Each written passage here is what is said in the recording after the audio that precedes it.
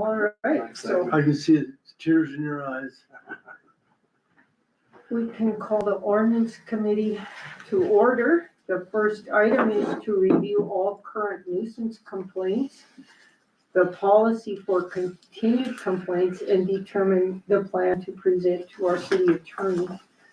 So you each have a little packet of information, and I, on the front page, I kind of did a summary of what the nuisance ordinance states, that the zoning coordinator or city personnel specifically designated by the city council, and that is a sanitarian. So I think we do need to get back to following it to the letter. We have two more nuisance complaints. One is on the Glendive Inn, and then we have one on, well, actually three. Then we have one for Casillas del Rio, and then we have one for 112 Glenwood. Now, this is a complaint that is the fourth one on this property. So it started in 2017, it was abated. Then another complaint in 2019, then another complaint in 2021. So I'm not sure if it was Joanne or who, but somebody said, how do we prevent or discourage people from reverting back to the previous conditions? So that's kind of why I asked Mr. Rubis here if he could help us determine if we can add something like that, you know, with a deadline, or that they have to keep it cleaned up for a certain period of time, or And the bad thing is he's moving stuff down on North Sargent or South Sargent. Yeah, and I do hear that people do that when they get a nuisance complaint, that sometimes they move it to a friend's or they move it off, but then they bring it back. Mm-hmm. So that is a problem. Anyway, open for discussion, I guess.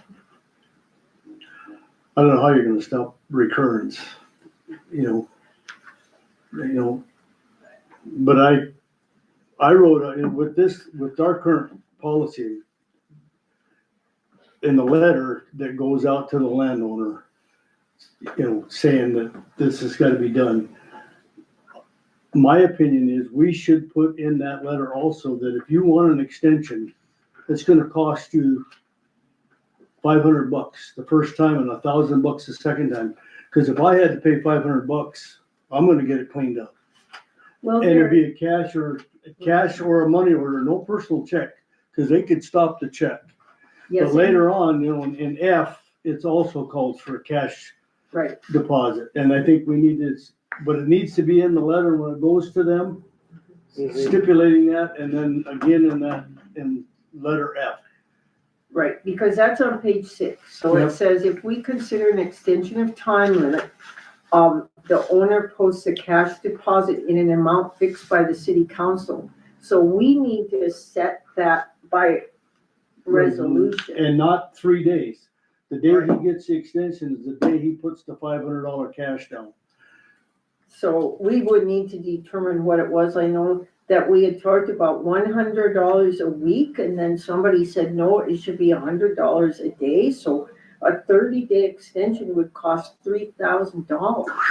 Well, that'd be. I think that's a little extreme. Yeah, but I'd pay for 500 and I'd definitely get her done for 3. So But- maybe like $100 a week. So if you wanted a month extension, that would cost you $400. Or maybe that's not enough. I don't know. With the weed thing, you know, we came back pretty hard with those fines, or whatever you want to call them. I mean, they would get this money back if they clean it If up. they clean it up. Yeah. So we need to determine what the extension cost would be, and maybe just when we send the letter that tells them that Well, their property is abated, that we ask them to keep it abated, or? yeah, Yeah. but maybe too, though, to stop the reoccurrence is, Oh. is the $3,000 Mhm. or something like that, you know? Cause like Fisher, this is the fourth time, and he's, like I said, he's starting It's as bad as I've ever seen it to, yep, again. and he drove up my alley the other day, and he's looking, and there's no empty spots, but I'm thinking that's what he's looking for. Yeah. But maybe that's what, and you know, another thing, I don't know what John thinks, but if you stop, you know, discourage maybe a big penalty. Right. Well, and there's always things like that can be amended to where you have escalating nuisance, kind of like how we do with the weed issue. That's always a tool that the city can use. Do it one time, fine, but then if you do it again later, that would have to be changed, but that's certainly something to consider for the ones that are, But I think it needs to be Frequent flyers. stiff. Yeah. I was thinking 500 was stiff. Well, I'm thinking on the extension in the letter, you just put the extension may be granted, but there's a $500 fee for the extension. I don't know, maybe that is too much, but Well, for if you a did 100 a week, I guess that'd be 400 for a month. So I don't know. well, sometimes there's 5 weeks in a month, so it could be It could be 5. Yeah, that's true. Maybe just make it a 30-day extension, cost $500. Yeah. For the first one. Yes. But then the escalating piece of it Mhm. would be a separate issue, Right. like for this example. But if you put in the letter, the first one is gonna cost you this and the second one's gonna cost you Mhm, that, or any, mhm. and then, you know, how many did Gary get? 3? 2. What was 2? Was it? Sanitarian give him 1. Oh yeah. Well, we were involved in 2 of them, right? Yeah. But there's a difference between paying for the extension Mhm. and then being fined, for lack of a better word, for ongoing Oh, yeah, repeat Right, offenses. right. Two different Yeah. issues, yeah. So yeah. that would be, I like the escalating idea. well, and and the way to get around that is because that can be the amount that is, during the abatement. Mhm. Say the first time, the actual costs are, $500. So they get a 500. Well, 6 months later, city has to come back. Well, we can double a reoccurrence fee or something. That's $500 right at the top, and then the actual. I'm just throwing out numbers. Yeah. Mhm. But something like that to try to curb the people, give them a little incentive to keep their properties up to snuff.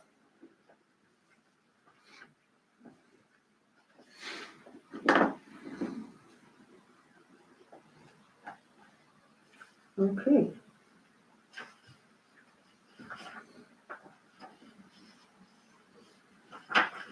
And could you bring us up to date, Mr. Rubus, on what our next step is with the Glendive Inn?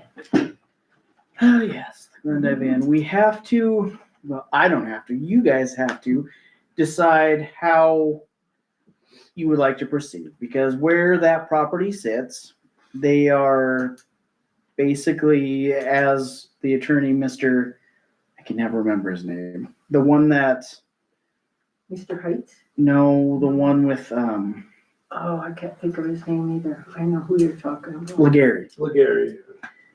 He basically said we can't pierce the corporate veil. There's nothing we can do to get past the corporation that owns, the Samco or whatever it is that owns that property. They're insolvent, so there's nothing there.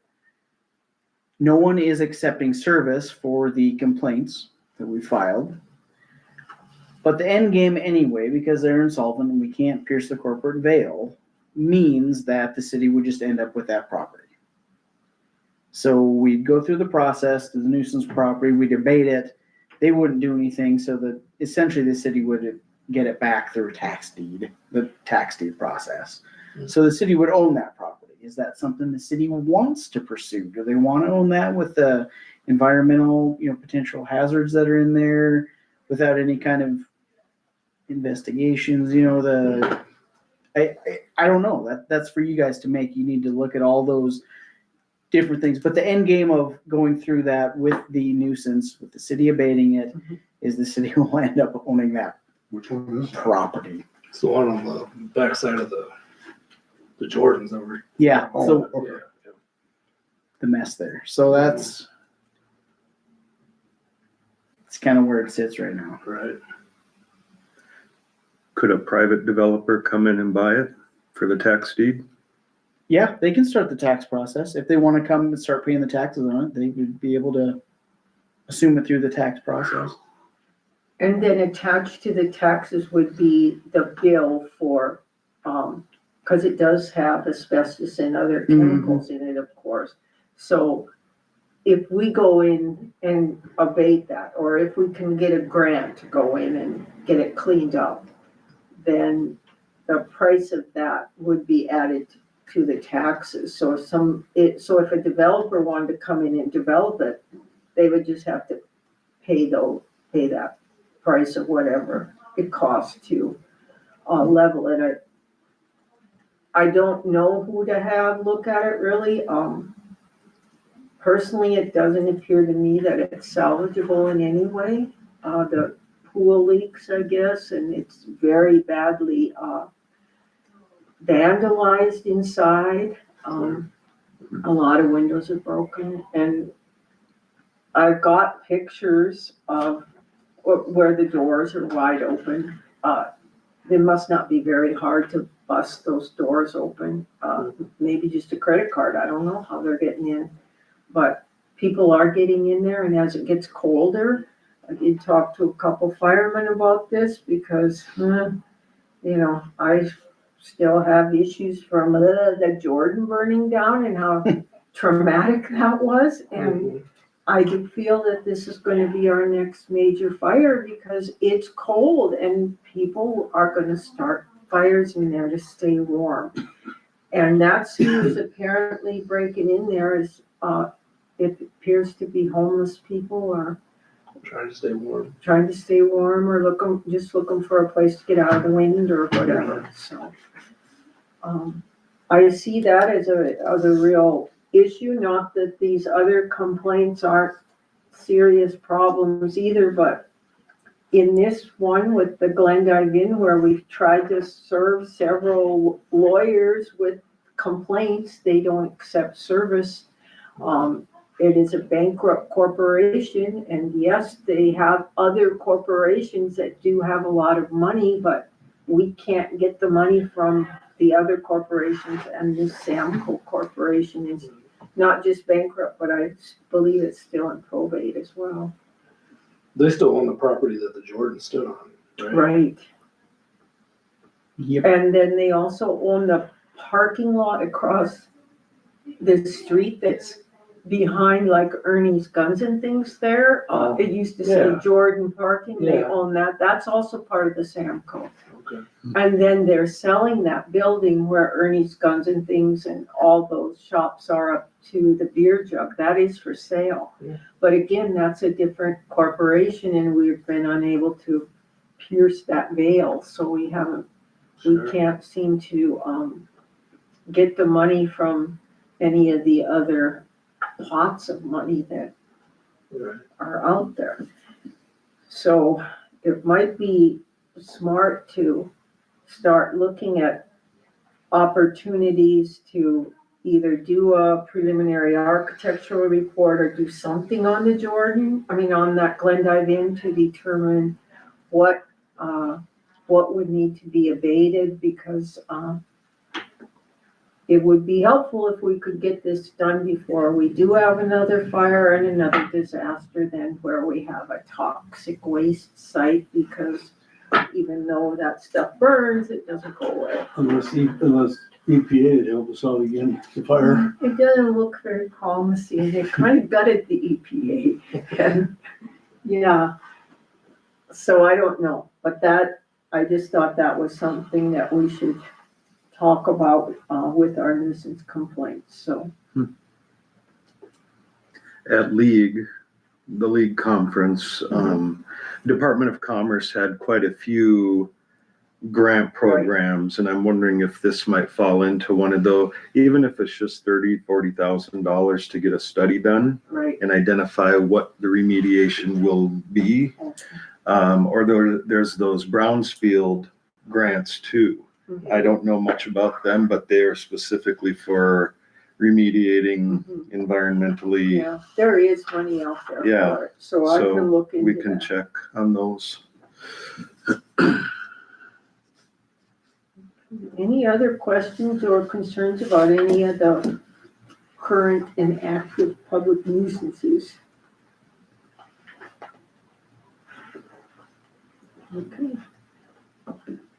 Well, the next item then is the enforcement for no trailers on streets starting November 1st. We do get a lot of complaints about it. It sounds like the police only respond when they have somebody complain about it, then they'll ticket it. But I kind of feel like if it's on the street after November 1st, it should get a ticket, because otherwise it looks like we're picking and choosing which trailers we pick on, but we're really just responding to complaints. I think originally when we made that ordinance, I think that first year that the police went around and there was one out, they put the warning on it or whatever that it needed to be taken off. I'm not sure if that's still how they do it, but. Why'd you guys ever pick November 1st? I think it was Snow just plows. like snow month, November to, what is it, March? Yeah, the First end or of something. March. Yeah. Yeah, because they're kind of in the way when you're trying to plow streets. Now, people have told me I'm not moving my trailer because my street never gets plowed. And granted, we don't plow every street in Glendive, that's true. But that was kind of why the date was, so people would move those trailers so it would be easier for the snow plows to get around. And then otherwise, you're supposed to move it every 3 or 7 days. I can't remember, but it's in the book. I think it's I think it's 5, isn't it? 5. Yeah, maybe it is 5 days. Yeah. And I know they chalk the tire and could check, come back at 5 days and see if it's moved. Right. Sometimes they just move it a They couple just, feet. they just roll it a foot or Yeah. two.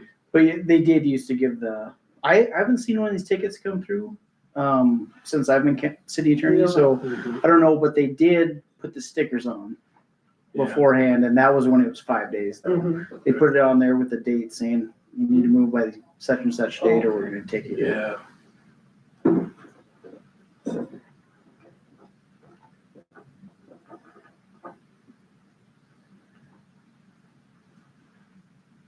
Well, should we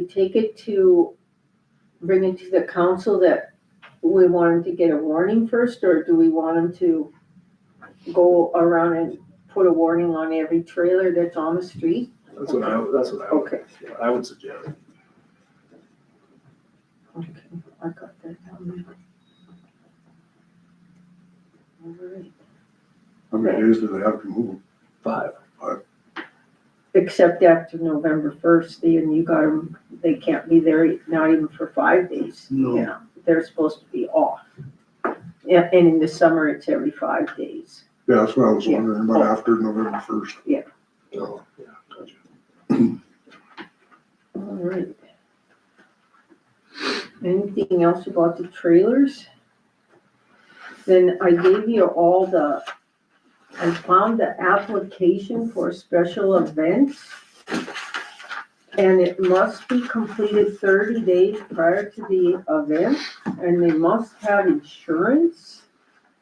And they must provide proof of that insurance. So there's also a couple of pages of definitions, because like, if you're not using Merrill Avenue, you can, have alternate parade routes and stuff where we don't have to close Merrill, then you don't have to pay that $100 fee. But I guess in the future, when people ask about this, I didn't write this policy, so this is existing. And I made some copies, so we have them here. If somebody is wanting a special event on a city street, we need 30 days notice, and they need to provide the insurance, and they need to follow the policy, I guess is what I'm saying. And we've been really lax about it, at least since I became mayor. I wasn't even aware that we had an application and a policy. So I feel like we need to try to get back on track with that. Just in the case of if there is some terrible liability issue and we didn't, dot our i's and cross our t's, are we liable? Very likely.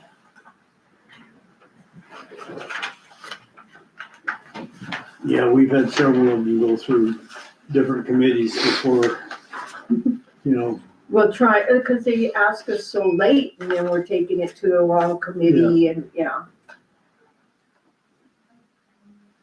So if you're okay with that, I'll just make a note of it, that those applications are available at City Hall and they need to be done 30 days ahead. Did you run this by the street committee too? No, I guess we're gonna have to talk about that again with the street committee too. I hope not. I mean, Yeah, we need to follow it. yeah, we need to follow it. So I think I'll just bring it forward that we need to follow it. I don't know when was the last time I had a foot bike race. Yeah. Right. Okay, then I guess if Maybe we it's move time. to the personnel committee agenda. I don't know, is that you, Clyde? Yep, new police captain will be sworn in next week. Two new patrol officers start next month, FYI, and John gonna discuss the workers' comp? Or is it Yep. Frank, or? I am. John. So, in a nutshell, MMIA is ending their workers' comp coverage effective June 30th of next year. And this has all been sort of brewing for a couple of years. There's this, I don't know what you call them, a quasi-governmental entity called the Montana State Fund that is actually the biggest workers' comp provider in the state. They have been systematically undercutting MMIA's rates to lure customers away from MMIA, and it basically worked. That's who I got. State Fund? Yeah. So MMIA decided to close down their program as of June 30th. There will still be a workers' comp function at MMIA for quite a few years to resolve all of the existing cases until every single one of those rolls off their plate. But going forward, we'll have to find new coverage. And MMIA is going to provide us some information about possible alternatives. Everything I've seen so far are agents who go back to state fund. So they're going to be I'm not going to say they're the ones we'll go with, but that's going to be the biggest, probably the most common proposal is to go with them. I have no idea what their rates are. I don't know how they're going to compare to what we're paying with MMIA. We'll just have to let that unfold until, early next year, we'll start getting some information on that. But that is just to make you all aware that we will be changing providers, and that'll start next July. On a somewhat related note, I'll also, just as an FYI, let you know that we, as part of our union negotiations this year, we agreed to take a look at our medical insurance coverage. Are there any, that the rates just really went up big time this year to the extent where even our 2.5% salary increase they're underwater, the employees are, because the medical insurance rate increased so much. So we agreed to look at that. I think it's a good idea and something we should do anyway. So we will be looking at different options for that. Probably again, around the beginning of next year, that's when the companies start setting their coverage rates and premiums and all that good stuff. So that'll also be coming, possibly for next July 1st.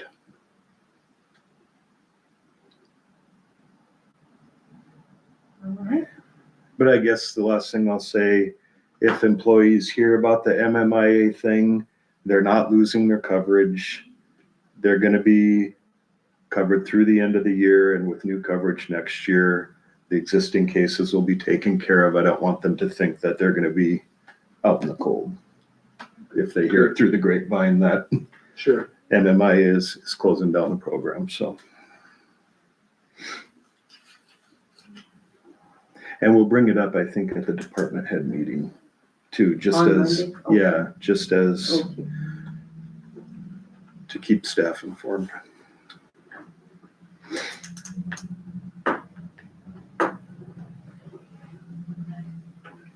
Thank you. And reminder of the special meeting coming up Thursday. No, it's Wednesday, unless I got the Is it wrong date. Wednesday? Yep. When's it? Wednesday, yep. Wednesday at Oh. 5.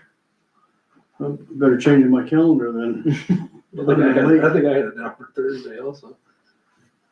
Yeah, Wednesday, okay. Any public comment? Oh, he left. Yeah, he told me he's gonna have to leave early. No, well then, I guess we can adjourn. He could have made the whole meeting, but